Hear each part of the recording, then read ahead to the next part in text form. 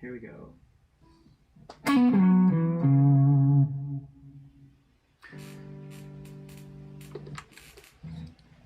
Yes. Yes. Man, you guys, thanks so much for being so kind and waiting for us. It's amazing. If you have to fight for it, it's better, right? And boy, we had to fight for it this morning. So nice to see you guys. And I got the chat right in front of me. Now, somebody's handsome. It's not me. You're talking about somebody else.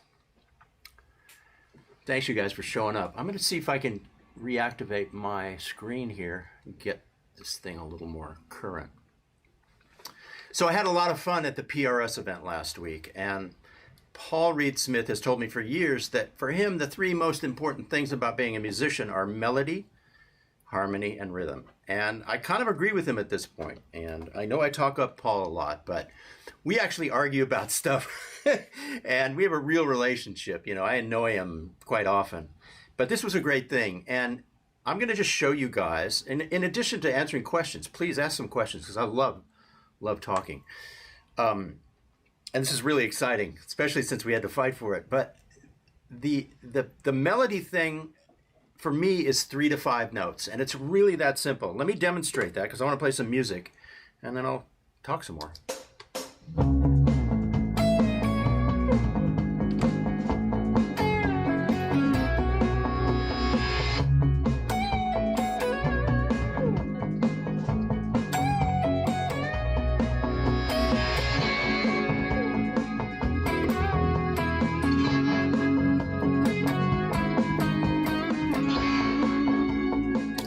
So for me, when I do a melody, almost restricting it to 3 notes is the best policy, I think.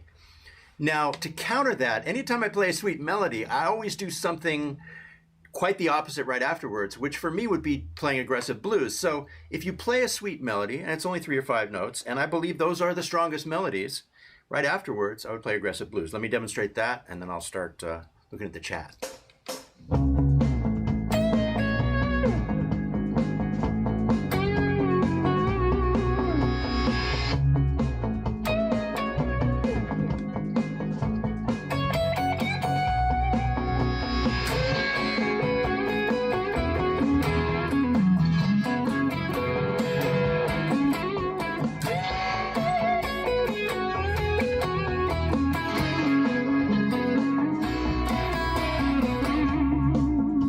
So that's the idea. Play something pretty and sweet and then do something kind of ugly and aggressive, and it keeps it fresh. I always try and change up things when I'm playing and go to opposite places. So let me check out the chat and see what you guys are saying. I don't know which pickups this has. I'm the worst at knowing what gear I'm using. I forget what tubes are in my amps. You know, I actually need to get the actual sheets that they brought me with these guitars and tack them up on the wall so I can answer these questions. I love Carl Verheyen too. Carl gets better every week. It's kind of strange. How does that work? How does he do that? How does he get better every week? Okay, here's a good question. Sometimes I really stretch out. What is a good reminder to land on a note that can save the lead? Okay, I see chord shapes everywhere I go. So on this particular track, I'm seeing C sharp minor. And if I see a C sharp minor chord right up here, and I'm soloing in C sharp minor pentatonic, I can land on any note of that chord and I'm safe. So what I would say to you, if you're soloing, try and see the chord shapes that are being played underneath you. If it's a B chord and they're sitting on the B for a while, land on a B chord tone. That's how you stay out of trouble. And I'm constantly trying to do that as I'm playing. Okay, that is the 5th of the C sharp minor right here. And that's how you stay out of trouble. You can really take some big risks if you know you can see a chord shape, and when you want to bail out of the riff that you're playing, you land on that chord tone. That's the way. I've been playing a while, but having troubles recently coming off the strings cleanly. Any advice, please? Well, you might be talking about muting. Now, all of us who play with a loud amp, and your amp has to be loud in order to get the good tones. Because see, if I turn the amp up, I can play really soft and get this myriad of tones. It's really the best way to play is with the amp kind of cranked up and to play a little softly with your pick. The thing you need to do is, and this becomes second nature very quickly, this hand right here, you see right now, it's muting everything. Now if I play a note, it's still muting almost everything. And even if I hit a note right here, this index finger is actually muting the string next to it. So muting is happening everywhere, and also the side of the palm over here. So I would say it's almost could be a meditation for you. When you play, concentrate on muting only sometimes. So if you're having trouble coming off a note, make sure your hand just grabs all the errant noisemakers when you jump off of it. And we all do this very second nature at this point, but it's essential because the electric guitar will explode in your hands and you'll create all kinds of artifacts and noises that you don't want. You have to mute all the time. My thumb is over the E string. These fingers, any available flesh from any finger is actually laying over the strings when I'm playing one note. So right here, my palm is muting here, the thumb is muting here, and anything else next to these strings is muting. So muting, that's what I gotta say. Okay, Tim, what's the best way to build speed in blues without sounding like I'm playing scales? Well, my speed comes from the left hand, and here's a trick. Like, there's a 7-note scale in pretty much any key. Right? Got that. But if you take away one note and it's a 6-note scale, just leave out one note, sounds less like a scale. And then you go to pentatonic and you only play 5 notes, that sounds less like a scale. So 2 things you can do: make sure that you take out a note here and there from the scale and restrict yourself to 6 and 5 notes. The other thing to do is make the most out of any area you're in. I'll demonstrate that. So if you're choosing 5 notes, if you're restricting yourself to 5 notes, do as many variations of those 5 notes as you can. I'll do a quick example. Or restrict yourself to a limited amount of notes and then try and recombine those notes in as many different phrases as you can.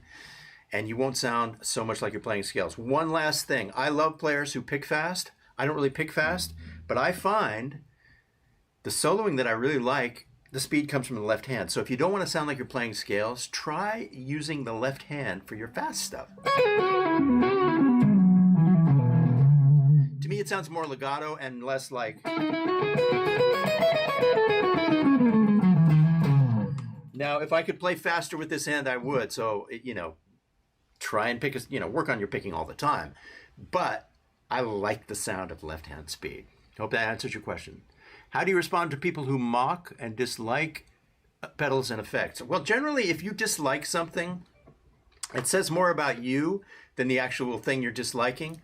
So pedals are great, effects are great, but you should use them smartly and subtly and never let them take away from your individual tone. Yes, I have worked with Julian Lennon, and a really nice guy. Trying to think of any other Beatles or their offspring. I mean, the Beatles, their catalog is something that we could all rediscover all the time. I mean, I should go back this week and start listening to Beatles songs. Great for you to bring that up. Can you please talk about dealing with guitar, amp, pedal, gear noise issues in the studio? Any stories, perhaps? Well, noise is always there. And I was saying to somebody yesterday, I taught about 15 people yesterday and on a live stream. And I'm always using the volume pedal to take away noise. So you don't see it, but down here below me, anytime I stop playing, I'm pulling back on the volume pedal because guitar noise is always there. And if you start using a volume pedal and just kind of get used to it, you can pull away noise from the most, heavy. If I turn on these pedals, check out how heavy that is.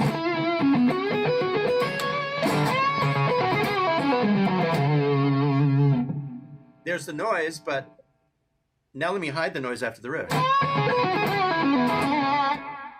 Gone. You didn't see me do that, but it's happening down below me. So the volume pedal is very much like the gas pedal on my car. And I'm constantly hiding that. The minute I finish a phrase, after I fish for a phrase, the minute I finish a phrase, the volume pedal goes back like this and the noise goes away. So there you go. What was my favorite guitar from the 80s? When I showed up to LA, I had a B.C. Rich Mockingbird. I was in love with B.C. Rich's, and man, I wish I had one right now.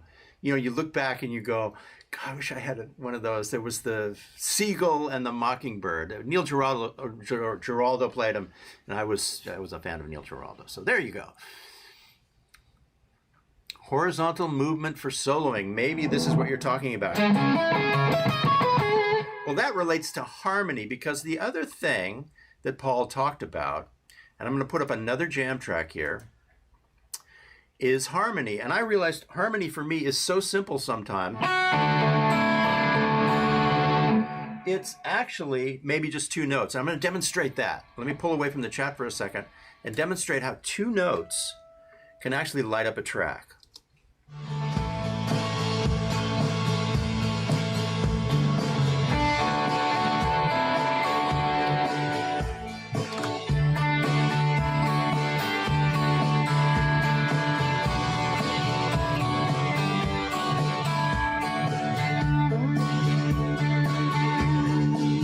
So what I'm saying is that song is in D. Retune.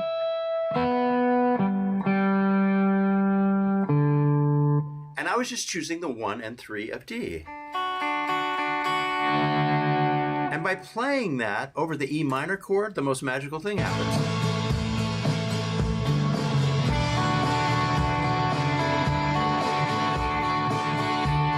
It turns it into an E minor 9. And when you're talking about horizontal playing, you're looking across the neck like this, I think. I mean, that's how I'm speaking about it right now. And you can do that, any 3-note or 2-note arpeggio played across the neck. As the chord change underneath you, it can be pretty magical.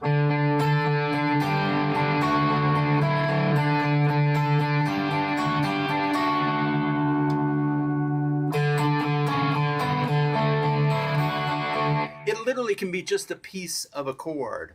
It's really a nice thing to blend, because when I solo, I play simple melodies, I play aggressive blues, and I play pieces of chords. And that's this horizontal playing you're talking about. I'm going to do it one more time.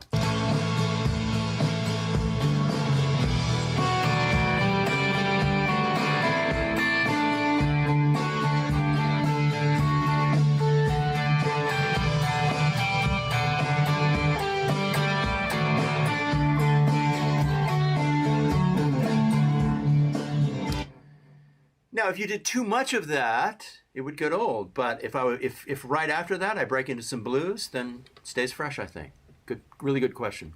Oh, I meant vertical, you said. Simple melodies on a single string. Okay, let's go there. So single string playing is great because the timbre stays the same.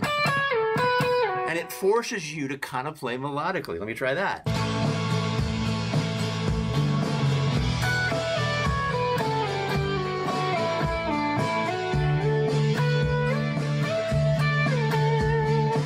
Now, your aim has to be really good when you're traveling up on a single string or down.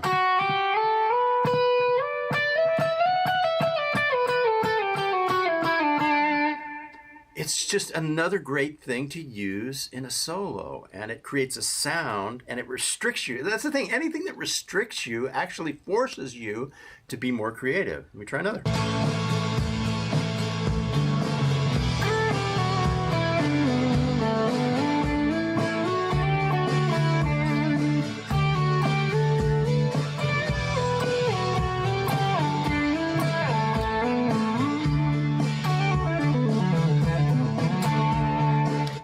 That's another way to not sound like you're playing scales. Stay on one string, move around.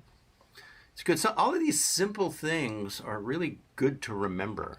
Do you use compressor pedals in your single chain, and where is it, and how do you set it up? So I don't. I actually set my amp to what I call the sweet spot. which at this point has become an overused kind of phrase. But that sweet spot is the place where the amp begins to bloom. And what I mean by that, it's usually around 5 or 6. You turn up the amp, and it begins to distort and begins to compress. I let the amp do the compression. And then the thing is to have control over here. And that way, I like to not use a compressor because I like to have this going. I like to be able to change the tone of the guitar with my pick over here. And sometimes a compressor will kind of restrict you from doing that. Compressors are great, but I generally play without one, and I let the amp compress. In fact, the tone of the amp is best when it just starts to compress itself, and then you can play with clean and dirty underneath that ceiling and that threshold. I do not use the Vertex Boost. It's a great idea, but my thing is pretty simple. I have a lot of stuff, but I keep a good tone, even with a lot of pedals kind of plugged in the chain. Oh, this is really fun. I've never tried. Yeah, I have tried a scallop neck. There was a Strat once, and it seemed really cool, especially up here. It was a Strat that had scallop neck only up high, and that seemed like a great thing because then you could play traditionally down here, and then when you were up here soloing, you could really kind of dig in. Some great vibrato stuff happens from the scallop neck. Talk about any sound treatment in your tracking room where your cabinet is. The cabinet is in a vault in the garage. I encourage you, if you can, in your living space, to create a soundproof enclosure as large as possible for a cabinet. It's really fun. I know a lot of people can't do that. Then you start to use the great technology, the 2 notes, the Kemper, the Fractal, all the stuff that's available. But if you can, I've even thought about how great it would be to bury a cabinet in the backyard and make it kind of a cave or a bunker. That would work. But then you'd have water issues or whatever. It takes a lot of time and money to create a soundproof environment for a cabinet, but it's really fun to be able to hear a cabinet cranked up. Man, this is so great to see all you guys. Thanks so much for showing up. Is trying to be a session guitarist in 2020 a viable option? Any advice? It's not really, because the people who do sessions these days are the best of the best in just a couple, 3 cities. The job isn't there. You're much better off trying to brand yourself as a musician for hire in a more global sense, as a touring musician, as a composer, as a YouTube personality. There's a lot of ways to brand yourself as a musician, but studio work, it's not the actual centerpiece of being able to stay in one place and do sessions for people all the time. That doesn't exist much anymore, except for a couple of people. Examples are Tom Bukovac and all of his buddies. And then here in LA, it would be Andrew Sinowick, who is the sight reading monster who does. Andrew's going to be on my YouTube channel next Saturday, so you should check him out. But he's the new, but there's only 1 or 2 of these people in each city, so it's not really a career anymore. Nothing to fret about. Everything changes. It's actually more wide open. I mean, if you can actually become more of an entrepreneur as a musician, you're better off eventually anyway, because then you call the shots. Like, the thing about being a studio musician, you actually still have to have permission to get paid and get a job. Somebody has to call you for that job. But if you have your own career and your own brand, you're the person who creates the income. And that's what I like about what I'm doing now, is that I'm able to actually earn my own keep and reach people directly rather than have somebody call me, because they might call the other guy. Or if you're not available, you can't be 2 places at once. Being a studio musician, one of the hardest things is you get a call, you take the gig, and then you get a call for that same day, and it would be something amazing, and you couldn't take that because you already committed to the first gig. So, yeah, don't worry about being a studio musician. Go look at it more globally. Definitely. How has being a studio musician changed your playing? It made me a much better rhythm player, and it also made me play much more simply. I actually have to force myself to be complicated and to kind of stretch out, because songwriters, composers, engineers, producers, they wanted simple parts to enhance songs. And so this is a perfect example of what I was playing. If I'm going...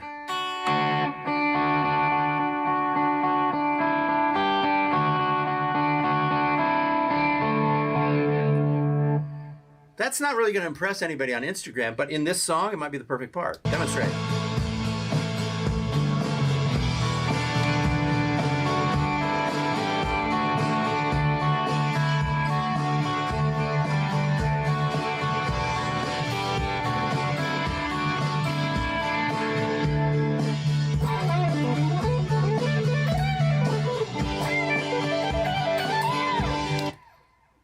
So I couldn't do that in a session. I would do the simple part in a session. So it's like two different worlds. You know, if you're kind of soloing and trying to impress people on Instagram, that simple rhythm part, it's a whole different ballgame. What's the best way to develop speed, especially hybrid picking? I would look at Andy Wood. I would say just look at the guys on YouTube right now. You know, all our favorite musicians are staying home and making videos. I would go to Andy Wood's channel and watch his picking techniques. In fact, I want to go there myself, and because I'd like to get faster over here. Hybrid picking is great, but it does create a style that's more bluesy or country in a way, you know, like Josh Smith or Andy Wood. So you should be able to do both. Oh, the way to sound jazzy from time to time, do the Wes Montgomery thing. Do octaves.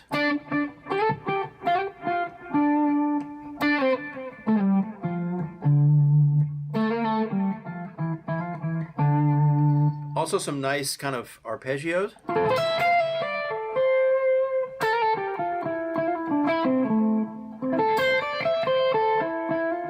Using a minor ninth from time to time. So if you're in the key of like D minor, you go up to the minor ninth.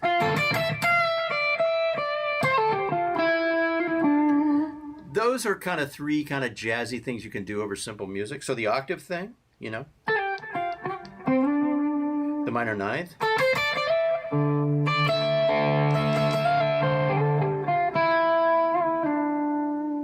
And a nice kind of arpeggio.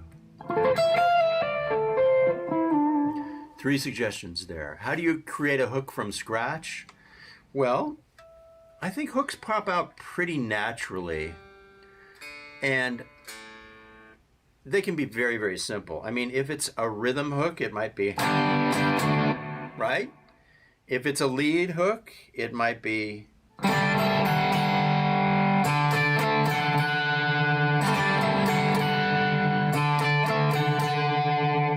two or three notes, 2 or 3 chords. Start simple. Hooks. I mean,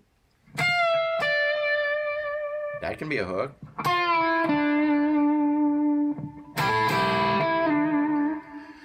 I love these questions. Hello from Fort Wayne. Hey, I bet it's hot there too. It's hot. LA, we're about to go through a historic heat wave. Now, if you live at the beach in LA, the air is still cool. You always get very jealous of people who live a couple miles from the ocean here in LA because it's cool for them, even when it gets to 108 here in the valley, and it might this week. It's going to be pretty nice at the beach. I have to drive down there. Hello from Brazil. Hello. Does the speed shelf on your Floyd Rose guitar throw you off when switching guitars? No, it doesn't. That thing, that's a great thing. And he's designed it to where it's a half a speed shelf now. So you can dig in over here by the neck, and the speed plate is right here. Yeah, Floyd is a wonderful human being. I mean, that was a dream come true for me to meet him.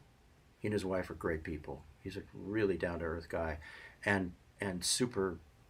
He's a super rock star, you know. Lamborghini, all the trappings, you know. But a very down-to-earth guy, you know. Hello from Jakarta. Hello. With so much at your fingertips, how do you avoid paralysis when grabbing a tone? Because I gravitate towards the same tone all the time. Now, this is something I want to speak about. It's great to search for sounds, but the tone you love at a certain point in life might be one tone. And I've always been astounded at how people like David Gilmour and Eric Johnson, superstars, they generally have 1 or 2 tones they use. And their rigs are really simple. So that's the deal. Find a tone you love. Try and keep things for the rest of your life. If you want to search outside and imitate people, do that. But remember that you can use one sound for your whole life. Carlos Santana did. I mean, that's the key. There's things I like. I mean, I could brighten that up a little. I could distort it a little more. I like that. A little too hairy. So there is a place where you as a guitar player will find your voice. Outside of that, I think I'm good. I really am. Now for rhythm sounds, I can clean it up immediately with my volume knob.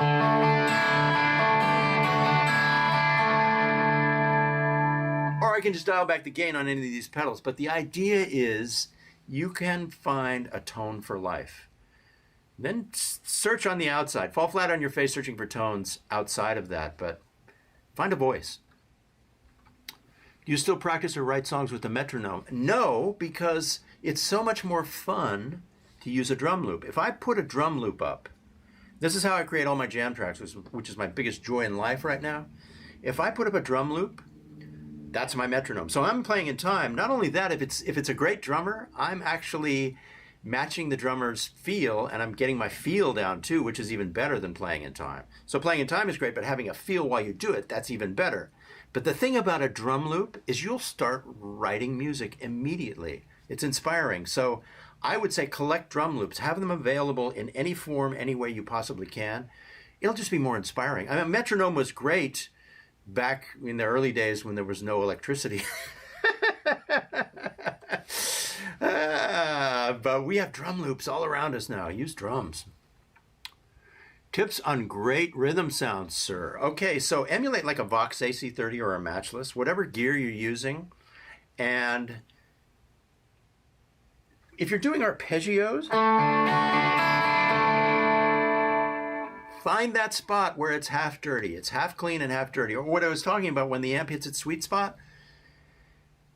If you're doing like a Tom Petty kind of thing or any kind of rock thing, find sounds that are half dirty, that are between clean and dirty, okay? Now, if you're talking about a rhythm sound for clean, that's different. If you're trying to be Nile Rodgers, or I don't use totally clean sounds much, but let's talk about that. If you're trying to be Nile Rodgers, you can use a compressor. And don't hit the guitar too hard. One of the things that will give you a better sound immediately is turning the gain up on whatever source you're using and playing softly. It's counterintuitive at first, but the really good rhythm sounds will happen from hitting it like that rather than too hard. It actually gets better. See how it, you hear the, oh, it sounds sweeter. And in fact, that reminded me of Van Halen. I saw Van Halen rehearse once, and he was playing Light as a Feather with his right hand. Huge tone comes from a light touch on the right hand. Could you please do some more theory videos in your masterclass? Yes, sir, I will. I promise. What do you suggest to young producers? Hire great people around you. Hire a team. Huge team, if you can. I own a 12-string guitar. Don't use it much these days. I have a Dan Electro that's great. I also have a PRS that's great. Used to have a Rickenbacker, but it was too hard to restring and kind of too hard to play. Are there jobs in the guitar industry today that you don't have to gain fame or popularity to make a decent living doing it? Absolutely. That would be in composing, scoring, being a sideman, playing in a pit in a Broadway play. There are lots of backup. But you have to actually become well known in the industry. So you can't, even though if you're not famous in the world, if you are going to work a lot, you have to be famous to 100 people or 200 people who are in the industry. So you kind of can't do without that. What was it like playing with Lee Sklar? Like Goosebumps. I mean, I grew up in New Mexico. I saw these people's names on records, and when I moved here and started playing with them, Goosebumps. It still is. I mean, it's like you're playing with a legend. Same with Dean Parks. I saw his name on Steely Dan records, and I was in the room with him playing. Couldn't believe it. Could not believe it. Is the light touch easier with lighter picks? It doesn't matter. I mean, I like this heavy pick for soloing, and I play it light, and I still get all that myriad range of tones and the fat tones.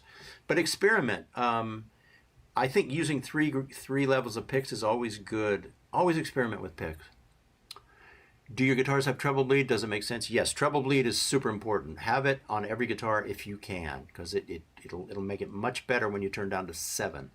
Who are your music influences? 60s Top 40 radio, and that morphed into, so that was the Beatles and all the other stuff, but that morphed into late 60s, which was Hendrix, Clapton, B.B. King, Johnny Winter, Billy Gibbons. What's the best way to practice double stops or learn them more thoroughly? I would say stick to pentatonic. So if you are in the key of E and C sharp minor, which we are a lot.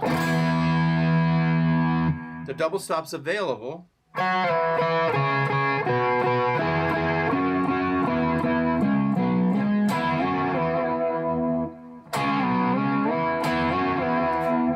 At first, stick to pentatonic playing. You want to do fourths and fifths. Now you can get into thirds too. But a lot of the iconic stuff that's Hendrixy is in the fourth or fifth. Now really, to get Hendrixy, this is iconic. That second up to the third interval. So I'd say this, go into the key of E and its relative minor, C sharp minor, and do the Hendrix stuff.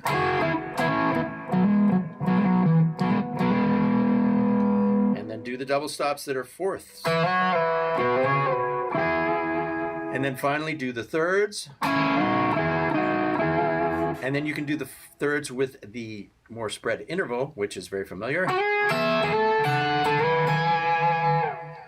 And you got a game with double stops. Do that. Any advice on keeping your hands dry while playing so your hands don't stick to the neck? I had the opposite problem. My hands sweat so much that I would ruin strings within minutes. Seriously. I switched to elixirs.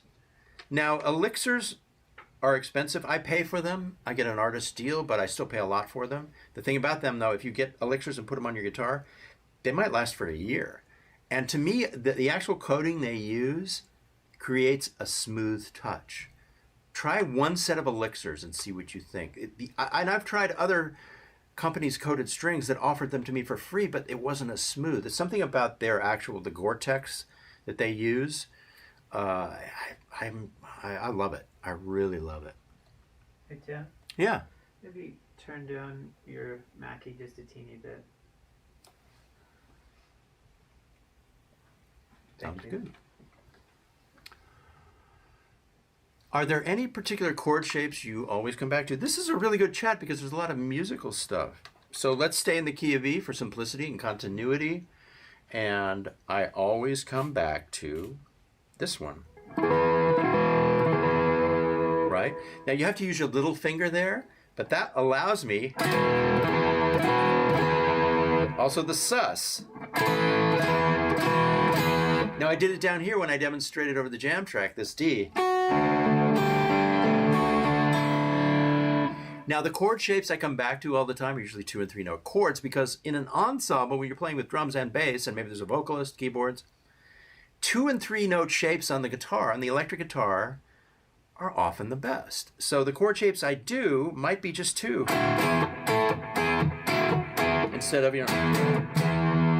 when you're playing a rhythm part, that's fine, but when you're actually playing along with kind of a full track, 2 and 3 note shapes are often the best. So sus, that's one I use a lot.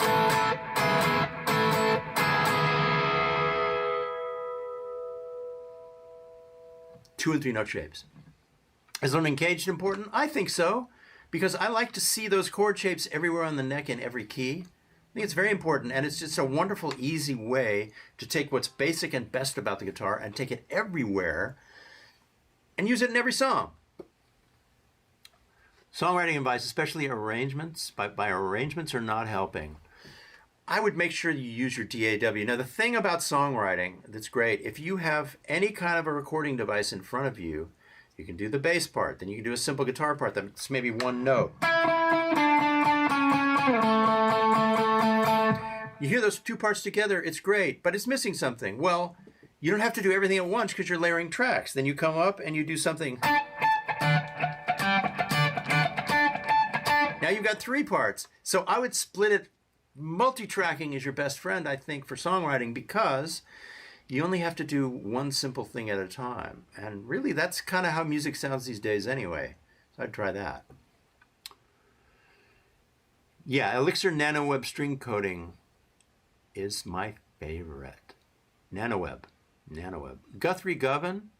I mean, that's a level of virtuosity that there's 2 ways to look at it. You can watch him and go, there is the gift that we all, dream of. but I'll never have that gift, so I have to look at a kind of a different lane, and I can't be in his world because I can't play anywhere near that well.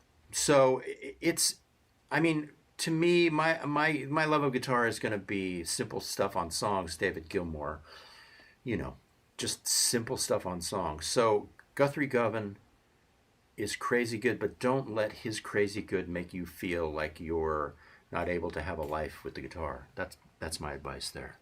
And there are a lot of guys like that. I mean, Mark Lettieri makes me feel like that. I mean, so many great people with these huge gifts. Not only huge gifts, but a work ethic that, I don't know, you know, he must have practiced 25 hours a day, right?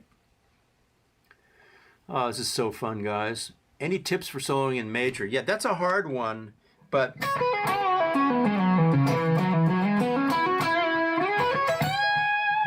just jump into the relative minor and don't be afraid to sound happy. Like for me, when I think of major playing, it's Sticky Bets from the Allman Brothers. I'm sure there's a more modern corollary. Throw in a minor here and there because you can get away with it. Right? As long as you land on the tonic, you can get away with a minor.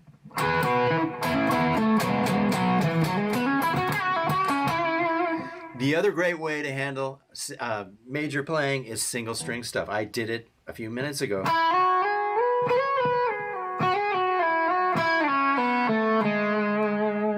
But it's trippy because so much of what we love is kind of bluesy minor, and when you're tasked with playing something major, it can be a little bit limiting. It can feel limiting.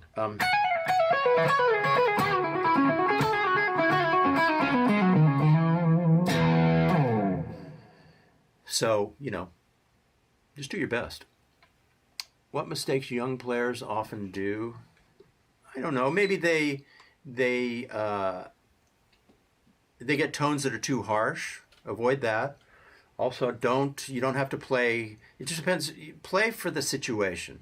Like if you get into a band and it's a song-based band, play simple, support everybody else, and then shine when they want you to shine. But I would say just make sure that your tones are good. So when you go into a situation, people go, no matter what you play, they're going to like your tone.